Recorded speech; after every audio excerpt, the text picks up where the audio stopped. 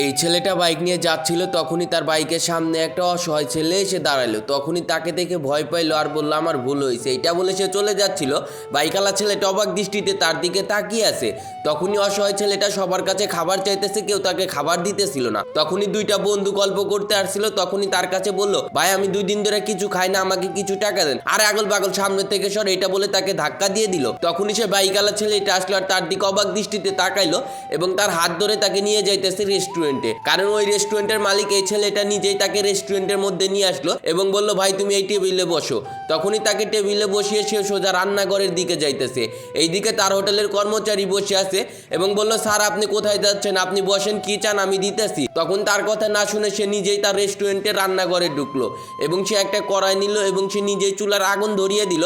কারণ এই অসহায় ছেলের জন্য এই হোটেলের মালিকটা নিজেই রান্নাবাড়ি করে তাকে খাওয়াবে। তারপরে এক পর্যায়ে তার জন্য লুডুস তৈরি করতেছে, যা যা প্রয়োজন সে করে নিতেছে।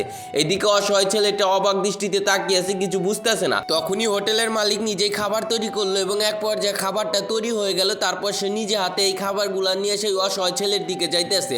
একসময় সে এইগুলা নিয়ে যায় সেই অসহায় ছেলের সামনে রাখলো আর বললো, ভাইয়া তুমি এটা তৃপ্তি সহকারে খাও, ভয় পাও না। এটা বলে তার সামনে বসলো এবং অবাক দৃষ্টিতে সেই অসহায় ছেলের দিকে তাকিয়েছে।